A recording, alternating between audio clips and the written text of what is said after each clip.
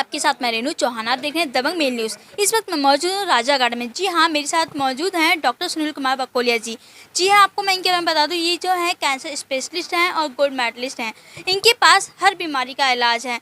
अगर हम डॉक्टर के पास जाते हैं कोई भी बीमारी को लेकर, तो वो पहले क्या है, लंबी बीमारियां के साथ में पर्चा थमा देते हैं, फिर बहुत सारी महीने भर की दवाइयां थमा देते हैं। डॉक्टर सुनील कुमार बकोलिया जी जो है, इनसे अगर हम बात करते हैं तो इन्होंने बताया कि इनके पास हर बीमारी का इलाज है। और कैंसर के कई पीड़ित यहाँ पे जो आए हुए थे उनसे भी हमने बात करी। उनका भी हर बार यही कहना है कि हम यहाँ से आए हैं और यहाँ से हम जो बिल्कुल ठीक होकर गए हैं। और भी पेशेंट से आपसे बात करेंगे कि यहाँ पे जो वो आए हैं वो किस किस बीमारी को लेकर आए हैं और कहाँ से आए हैं। मेरा नाम महक शर्मा है। क्या हुआ था आपको? मेरे गॉल ब्लैडर में पॉलिप डायग्नोज हुआ था। पॉलिप का मतलब ये होता है कि गॉल ब्लैडर के अंदर मांस बढ़ जाना।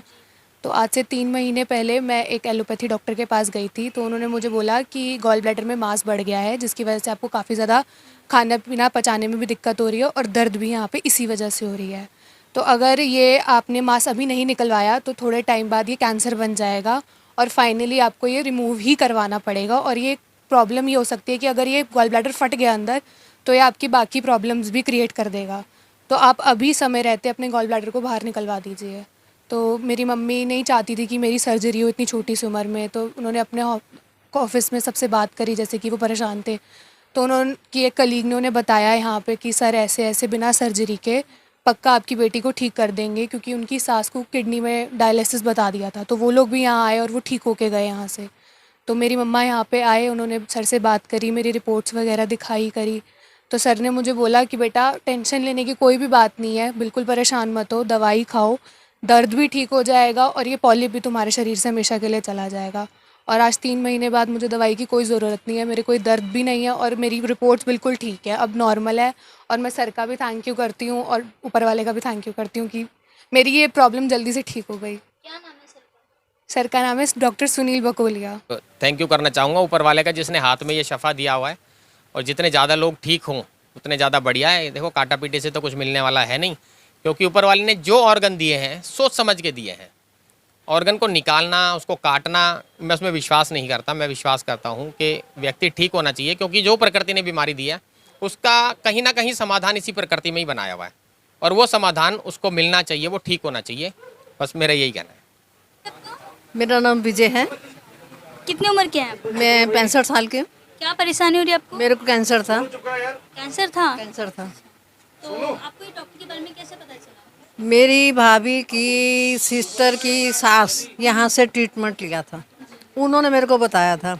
जबकि मैं धर्मशाला हिमाचल में जा रही थी, तो मेरे को धर्मशाला में पता चला। वो छोड़ के मैं यहाँ आई और यहाँ से इनसे इलाज किया और इन्होंने 4 महीने में मेरे को ब्लड वॉमिट थी। 15 दिन मेरे को ब्लड वॉमिट थी और मेरी बुरी हालत थी।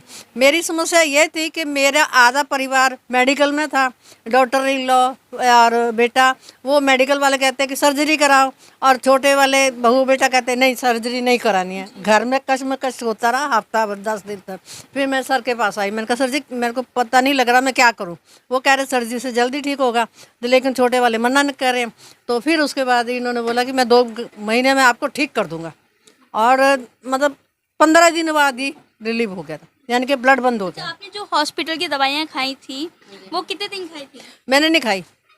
मैं ऑलरेडी हॉस्पिटल में जॉब कर चुकी हूँ, राम मनोहर लोहिया में वार्डन पोस्ट पे जॉब कर चुकी हूँ। एलोपैथी के बारे में बहुत अच्छी तरह से जानती हूँ, क्योंकि बकरा मिल तो जाता, उनको बकरा मिलता नहीं है फाड़ने के लिए, अगर मिल जाता तो वो छोड़ते नहीं है। यानी कि ये कहा जा सकता है कि आपका जो कैंसर का इलाज शुरू हुआ है वो सर के ही यहाँ से शुरू हुआ है। हाँ जी, जो आपका कैंसर का इलाज शुरू हुआ है वो सर के यहाँ से ही शुरू हुआ है और आप यहाँ से एकदम ठीक हो गई हैं। हाँ जी, हाँ जी, बिल्कुल ठीक हो गया। सर के बारे में यही कहूँगी कि भगवान इनको बड़ी लंबी उम्र दे, तंदुरुस्ती दे, दुनिया का भला करे। बल्कि मैंने बोला था कि मेरे घर में आ जाइए, वहाँ भी दुनिया का भला होएगा। हाँ जी, एकोमोडेशन और जितना भी प्रोसीजर हो सकेगा। जैसे मैं ठीक हूँ वैसे हज़ारों लोग की दुआ मेरे को लगेगी, लेकिन सर के पास टाइम नहीं है ऑफिस की वजह से। तो मैंने तो रिक्वेस्ट करी थी इनसे, हाँ जी, कि एकोमोडेशन काफ़ी बड़ी है और खाली है। इन्होंने तो मकान दे ही दिया था, मुझे कह दिया था कि मेरे जो 250 गज का फ्लोर है वो आप ले ही लो। मतलब इतना दिलेर कोई हो नहीं सकता। इन्होंने बोला आप उसमें रहो, फार्मेसी बनाओ, पेशेंट देखो। और जो भी मदद होगी मेरे घर वाले और हम सब करेंगे। इन्होंने इतने आश्वासन दिया था। मतलब दुनिया का दुआ लेने के लिए बंदा क्या नहीं करता। जब 40 साल के बाद 50 साल के बाद जब इंसान परेशान हो जाता है, उसको कोई नज़र नहीं आता। पैसा कोई हाथ की मैल है, पैसा तो दुनिया कमाती है, लेकिन जब पैसा हाथ में आ जाता है, सोने की थाली में खाना है लेकिन हम खा नहीं सकते, बिस्तर तो डनलप का है, हमें नींद नहीं है, मजबूरी है। तो इस वजह से इंसान फिर सोचता है चलो भला किया जाता, हमने ऐसा पैसा नहीं कमाया होता, नमक से खाते तो ज़्यादा अच्छा होता है जी। तो इस वजह से फिर यही हर आदमी 50 साल के बाद सोचता है गाय को रोटी दे दो, कौवे को दे दो, इसको दे दो, उसको दे दो, ताकि मेरी परेशानी थोड़ी सी। औलाद के पास टाइम नहीं है जी, वो आपने उनको पढ़ा दिया, लिखा दिया, शादी कर दी, उसके बाद उनकी अपनी जिम्मेवारी हो जाती है, उनके पास हमारे लिए टाइम नहीं है। अब हम तो ऊपर वाले के सहारे हो गए, या ऊपर वाला या हम, तो बीच में क्या, यही है भला बुला करो और अपना टाइम पास करो।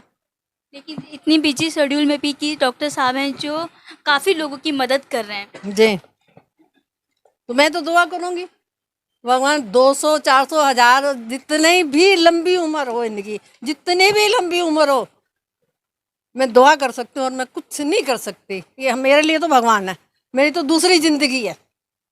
एक ज़िंदगी मेरी ख़त्म हो चुकी है, हालांकि एक हफ्ता पहले मेरे भाई की डेथ हो गई, सिर्फ उसको सांस नहीं आया, सिर्फ सांस है, घर में बैठा, कुछ भी कोई बीमारी नहीं थी, सिर्फ सांस नहीं आया और 15 मिनट में उसकी डेथ हो गई। तो इस वजह से ऊपर वाले की कब नज़र सबल्ली हो जाए, पंजाबी में बोलते हैं ए जेड़ा भांडा कड़िया वो टूटना जरूर है, आज नहीं तो कल, है जी। तो हर एक को ये अटल सत्य है कि हर एक को मरना है, लेकिन अगर किसी को पता लग जाए कि मेरी मौत सामने खड़ी है, इंसान वैसा ही थर थर कांप जाता है। भगवान ने ये भी अच्छा किया हुआ कि नहीं बताया कि तेरे को कब मरना है, नहीं जी, ये भी गॉड गिफ्ट है। तो इस वजह से मैं तो दुआ करूंगी सबके लिए, जो भी यहाँ आए, इस मंदिर में आए, वो अच्छा ही होके जाए और यहाँ के लिए दुआ करे। और दुआ करे, ये गुरुजी बैठे हैं, इनकी बदौलत, इनका आशीर्वाद और हम लोगों की मेहनत।